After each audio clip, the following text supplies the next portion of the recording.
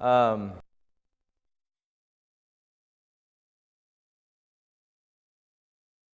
of Samuel chapter 17.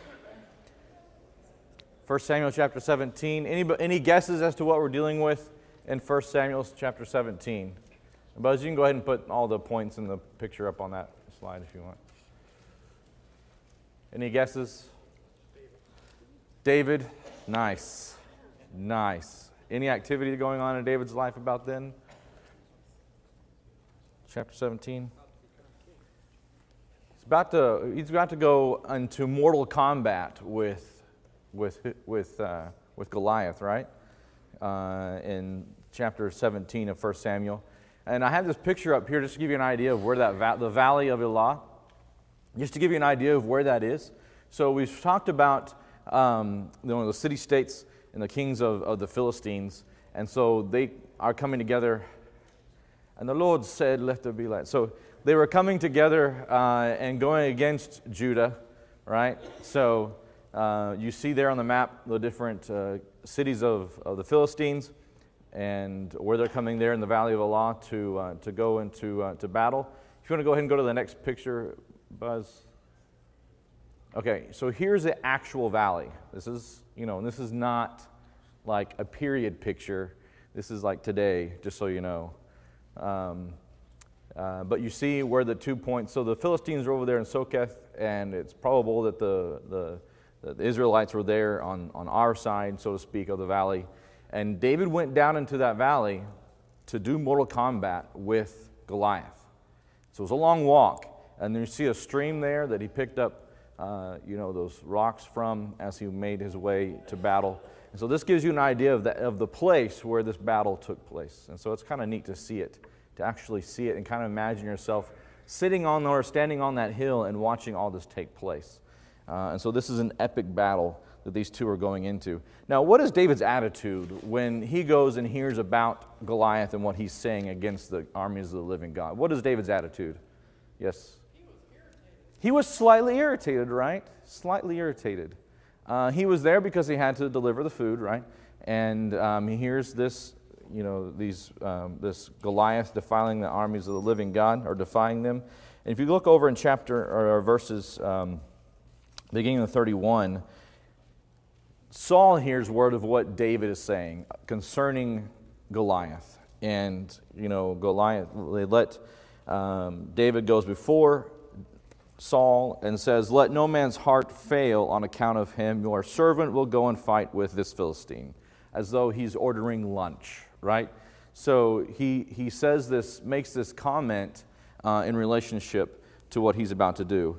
And what is the objection that Saul has in relationship when Saul looks at David and then looks across the valley at Goliath, looks back at David, and what does Saul say? You're a little bit small there, guy, to go against, so he's saying you're a youth, and this man's been a warrior from his youth. And then David gives him his resume for why he's qualified to fight against this Philistine. And what is David's resume? He killed the bear and he killed the lion. Now, he didn't just kill him from a distance.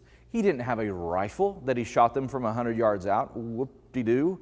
What did he say? How did he describe this battle with bear and lion? What did he say? With his bare hands. He said he grabbed him by the beard and took the lamb out of its mouth and smote him. So that is not just average guy, right? Not an average guy. I don't know that I would do that. Never mind. I was going to say we're fond of shooting animals in zoos now. We don't anyway. So as we look at this, what's happening here, he's saying this is the reason why I can go against Goliath. This is the reason why I can go against him, because I've proven the Lord. And what does he say? Look over in verse 37. And David said, the Lord who delivered me from the paw of the lion and from the paw of the bear, he will deliver me from the hand of the Philistine. God is a deliverer. God is a deliverer. David has tried that. David's tried that in his relationship with God.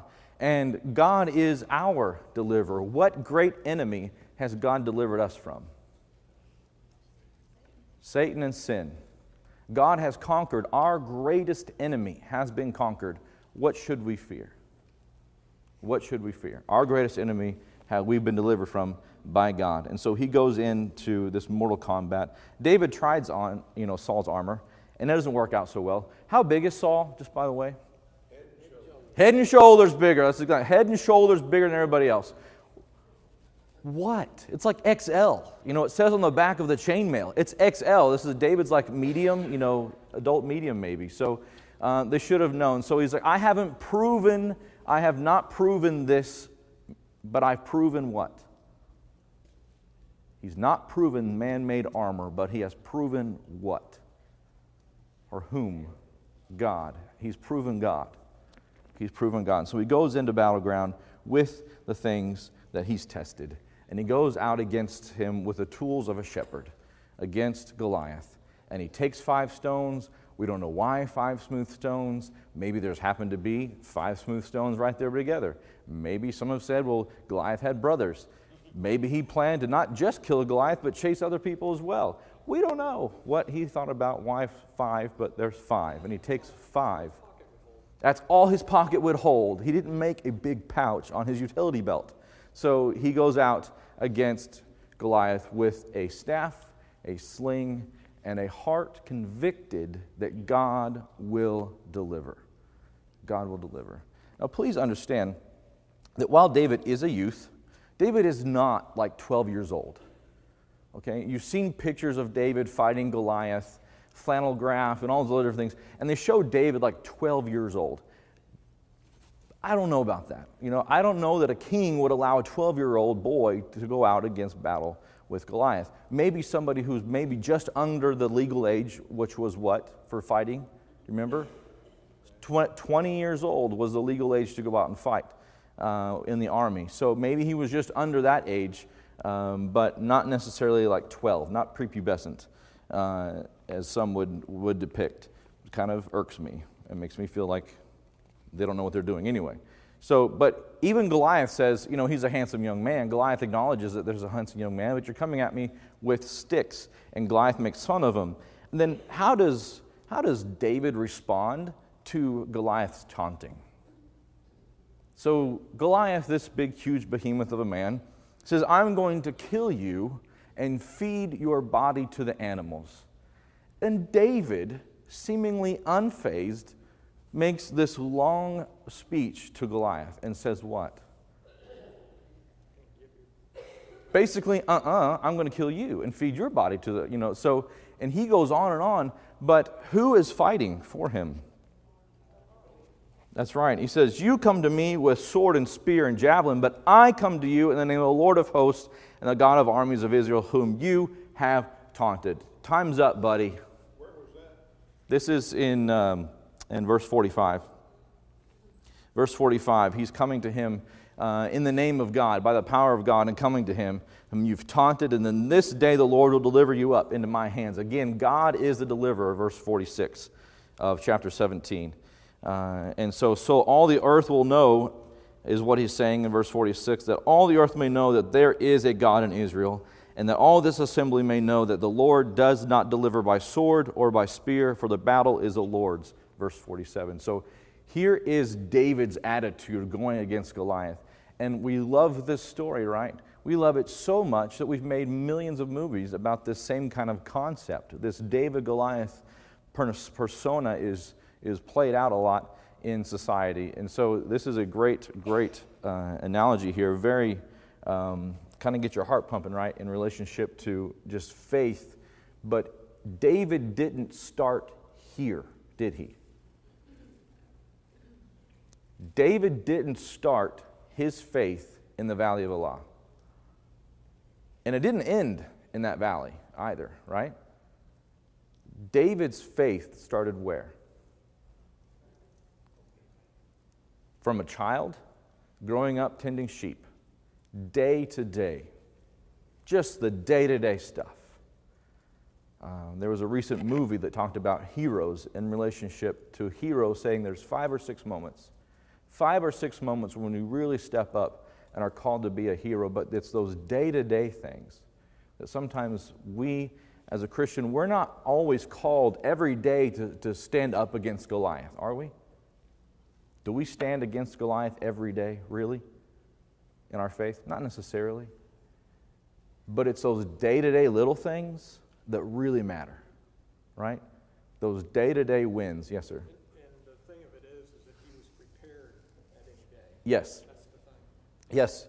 And because he chose the right path every day, those things prepared him to be ready for the valley of the law when it happened. And your valley will happen. Your moment of great struggle and triumph will happen. But have you made preparation in the day-to-day? And that's what this lesson here gives us, is that David was ready when it came about.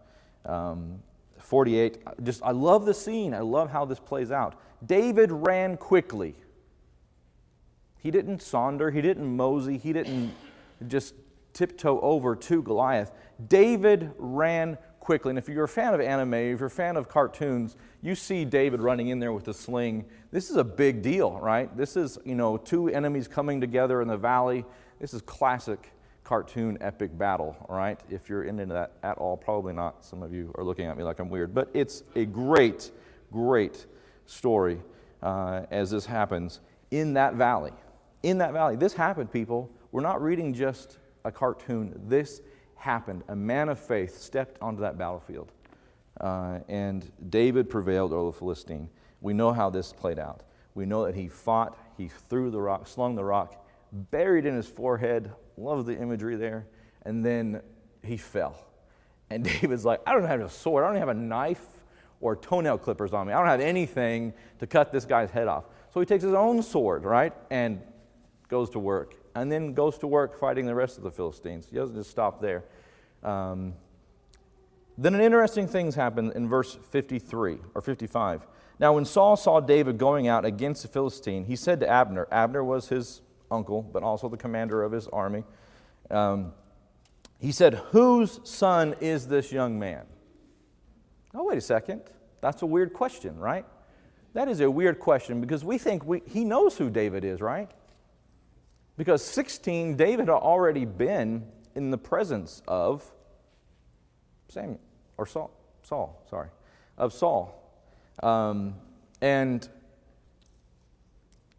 please realize the question isn't here, who is this boy or who is this young man, but he's asking what? Who's his daddy? Who is the father of this young man? Because remember, what was going to happen, what was part of the reward that one was going to receive from the king if he won? A daughter, great riches, and then his father would be, or that household would be free from the king, or free from taxes, or free from the duties to the king. And so that would play a part into why he's asking necessarily who this is. Some have also surmised that maybe he's trying to find out from which family in Judah that he came from. So that maybe some others have commentary on it. But some people say, well, this is where the Bible is kind of confusing on stuff because it seemingly Saul doesn't even know who David is. That is not the question. The question is, who is David's father, not who is David. And so that, just to clarify that on that point. The sword will come back up again. 1 Samuel, we'll get to that later tonight, hopefully. In 1 Samuel chapter 21, the sword reappears, resurfaces, respawns in the Bible. But he puts the weapons in his tent. And we talked about the weapons last Wednesday. All right, now chapter 18, we have David in Gibeah, verses 18, verses 1 through 30. Buzz, you can go ahead and go on to the next slide. Thank you. Chapter 18. And we have Jonathan and David form a friendship. We'll talk in detail about the nature of the friendship later on, but we see here this friendship forming. And in verses 1 through 3, we see, now it came about when he had finished speaking to Saul that the soul of Jonathan was knit to the soul of David, and Jonathan loved him as himself. Saul took him that day and did not let him return to his father's house. And then Jonathan made a covenant with David because he loved him as himself. And Jonathan stripped himself to the robe that was on him and gave it to David with his armor, including his sword and his bow and his belt.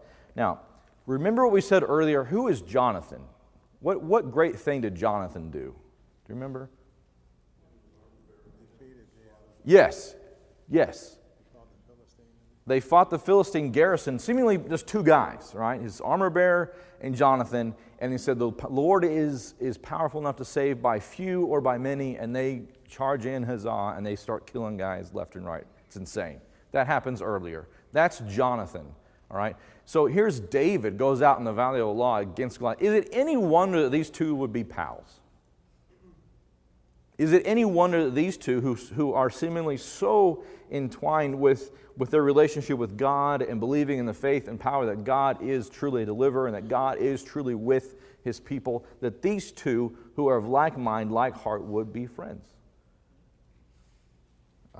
And so it's no question that they would be friends in this situation.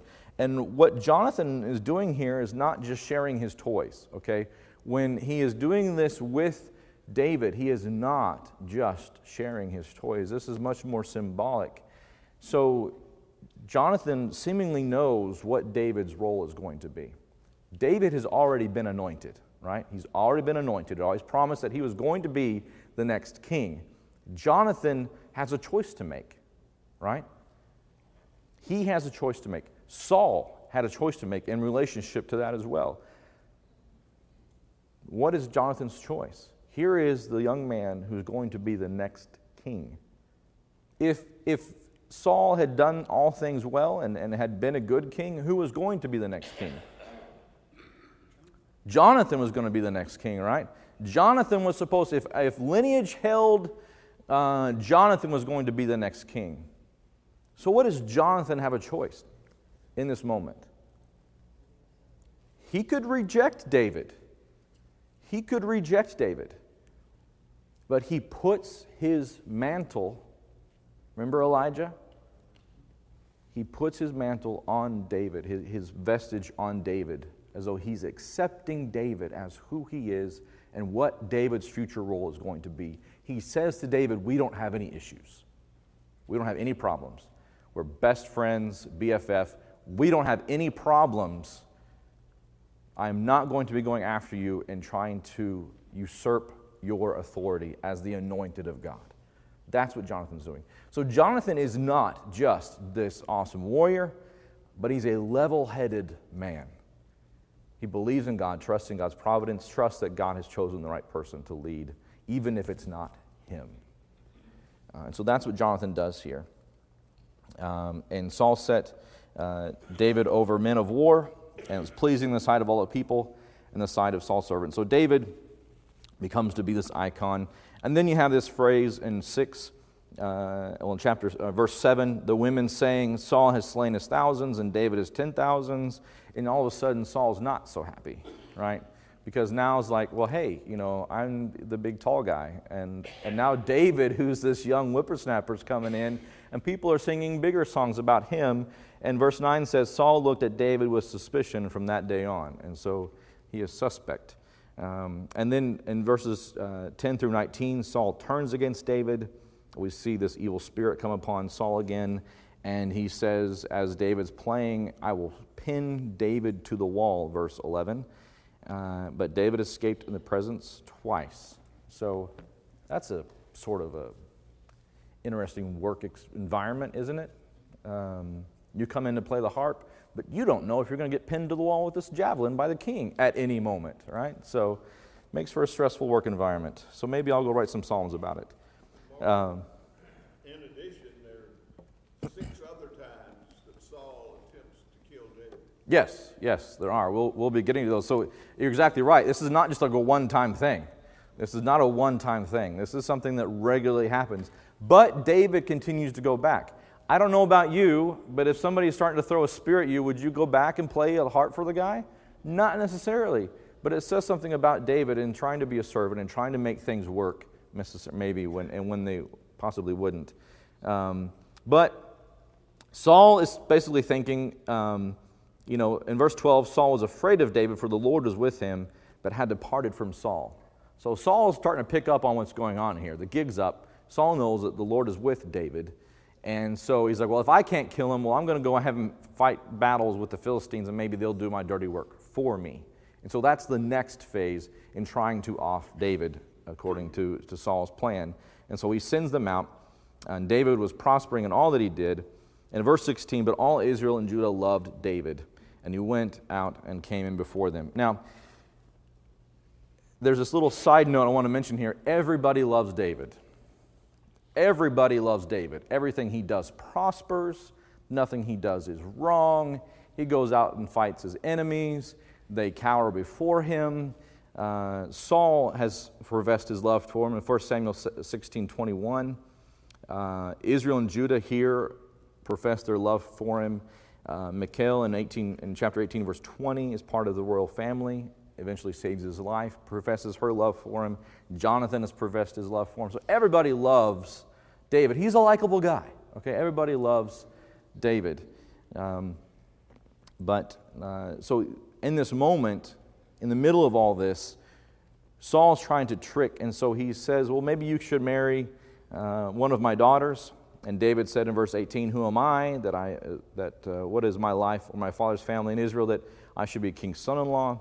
And then it came time when he was going to marry Merab, that Saul married her off to somebody else. And then Saul decided, I'm going to do it again.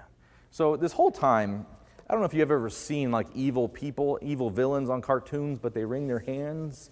This is Saul. Saul has plans for David. And so he's doing that this whole time. Basically the rest of our time that we see Saul, he's trying to kill David. And so here's his evil plot again. He tries the same thing again. Not real original, but he finds out that Michal, his own daughter, loves David. And so he uses that. Yes, sir? You got to remember that God put that spirit in Saul. Mm-hmm. Well, and men aren't always really cunning. Well, he was using him like he used Nebuchadnezzar. Yes, sir. Yes, sir. Well, yeah. Well, I don't want to say that God's making him do it. That theologically would not mesh with some other things.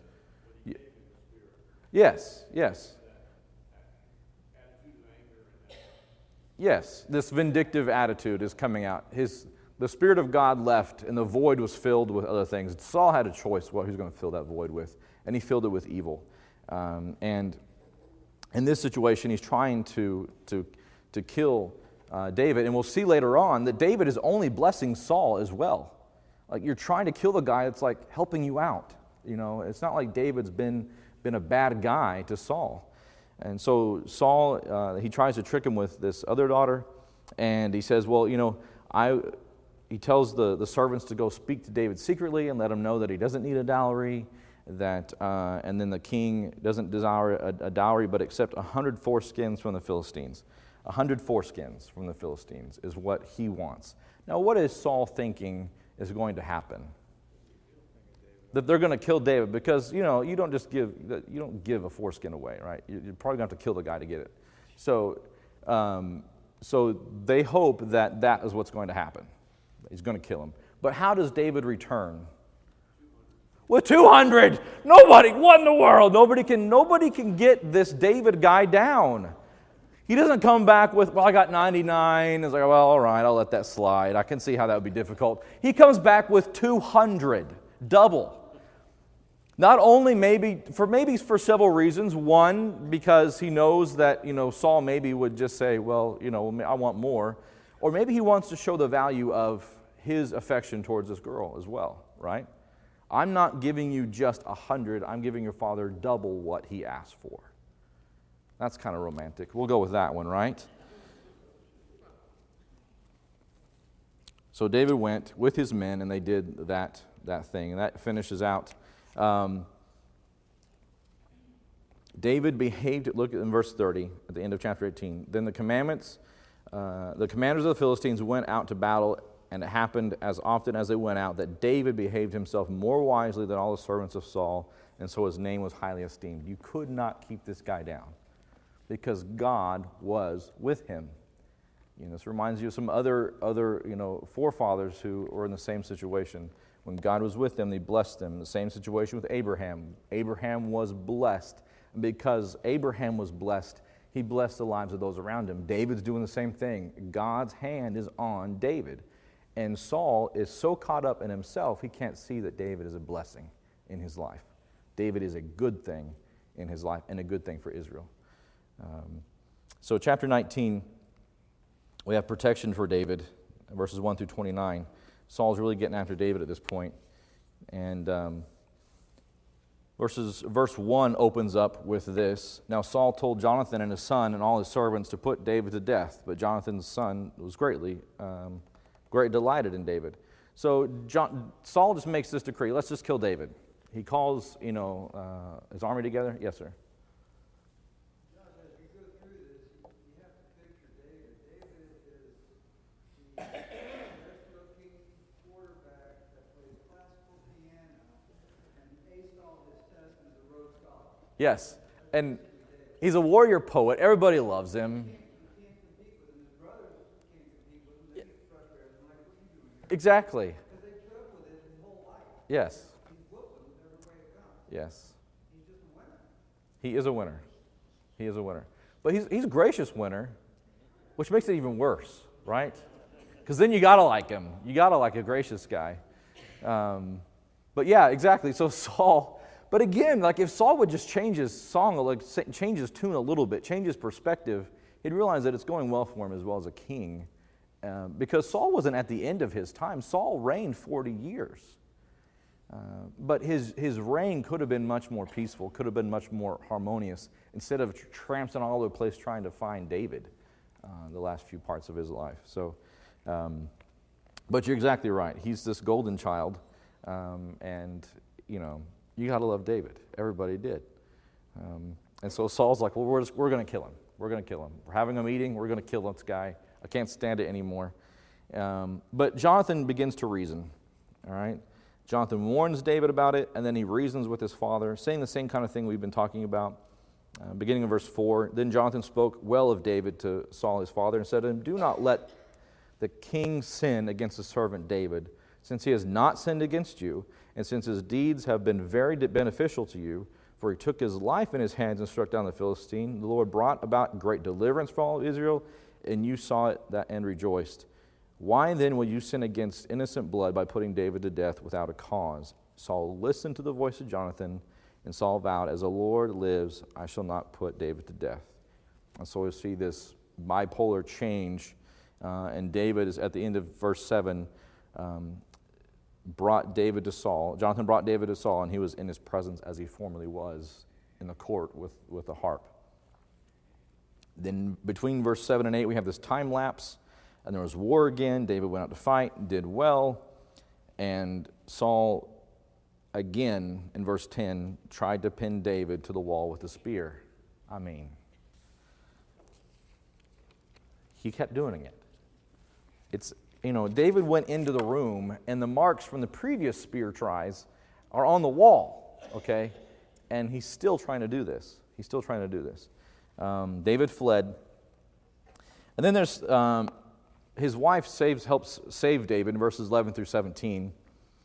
As we go through 1st and 2nd Samuel, I'm going to just kind of throw in here, the Psalms have headings on them, right? This psalm was written when David was in this place. Those headings are not inspired. They were put in there later commentary, afterthought. They are not inspired. I will, however, from time to time, mention them in our study just as a point of reference that some have theorized that Psalm X was written at this point.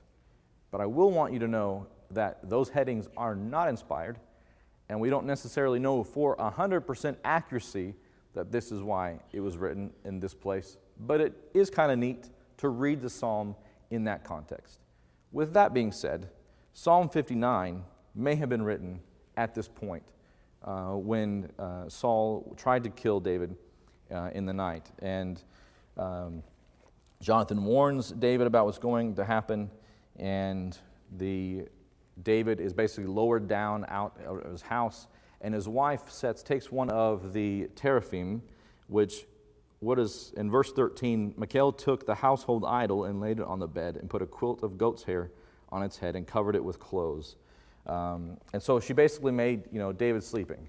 And so the messengers came to find David, and she said, oh, no, he's sick. He's sick.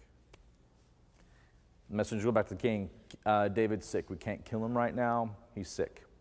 King says, bring him on his bed to me, and I will kill him.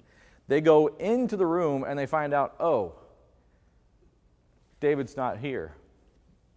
And so Saul's mad with his daughter because she tricked him. And in a side note, this household idol, some of you may be asking questions, why did David have an idol in his house?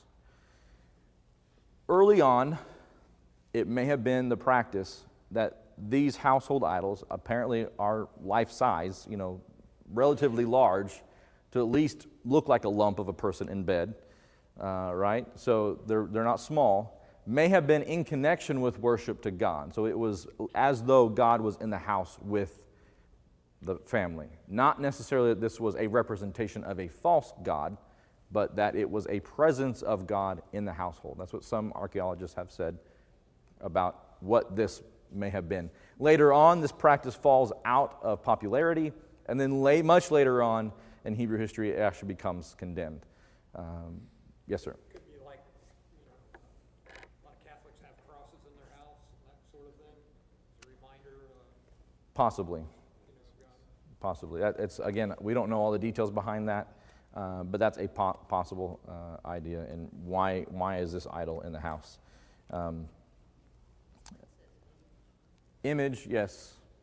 Teraphim is what it is. It's an idol. It's definitely an idol. Mm-hmm. Not a figurine.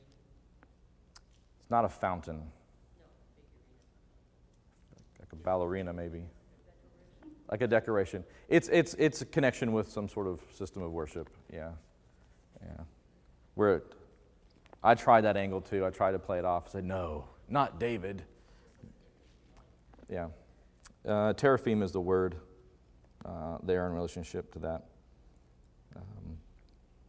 But anyway, side note, archaeological little discovery. Verses 18 through 24, David goes, where does he flee? Goes to Samuel. Samuel pops back on the radar in the story. He goes to Ramah, where Samuel's from, and this is kind of funny what happens here. So David escapes to Samuel in Ramah and told him all that Saul had done to him, and he and Samuel went and stayed in Goliath, which is maybe a place of the field. And it was told to Saul, saying, behold, David is in Goliath in Ramah. Then Saul sent messengers to take David, but when they saw the company of the prophets prophesying with Samuel standing and presiding over them, the Spirit of God came over the messengers of Saul, and they also prophesied. So Saul sends people over to get David. They go into the presence of those that are prophesying, and they start prophesying. Saul says, all right, send another group. He sends another group. What happens? Boom, they're prophesying now. One more time, send another group. 3 times. What happens every single time? They all start prophesying. So what happens? What's the next? It's hard to find good help these days, right? He goes. Saul goes. And he's kind of like sneaking up, because before he gets there, he kind of asks, where are they from a passerby? And he tells them, oh, they're in this place. And so he goes up there. And as he gets close, what happens? He proceeded, yes, and he went along prophesying continually until they came to Goliath and Ramah, and he also stripped off his clothes. Now, he took off his royal robe down to his inner garments and laid. He was not like, nude. He was naked in the sense that he was partially clothed, not full clothed. I know your word says nude, but that word also does not always mean fully nude. It can be partially nude. I have a center column reference that says without outward garments. Yes, without outward garments. I prefer that. That would just be awkward otherwise. So he was there. And again, remember early on in Saul's life when he prophesied very early on? And what did they say? Is Saul with the prophets? Well, they say it again here. Is Saul with the prophets? It's like the same guy. In my mind, if it was a cartoon, it'd be the same guy that came by and said the same thing. Is Saul with the prophets? So they make this same kind of comment about Saul, and David sneaks away while he's prophesying and is gone. Then David fled from Noath, and came and said to Jonathan. So he goes back to Jonathan. What have I? So all this happens. All this happens. He's been tried to be pinned to the wall several times. Saul's tried to kill him. He's tried to kill him when he's sleeping in his bed. All this happens. And now David asks, what question? At the beginning of chapter 20. Why is he after me? What did I do? Now, yes. Didn't Saul decide to take it upon himself to figure this whole thing out? I don't know. Letting all the rest of Oh man. Okay. Not sure. Saul. Yeah. In this context, at this point, David begins to ask, "What have I done?"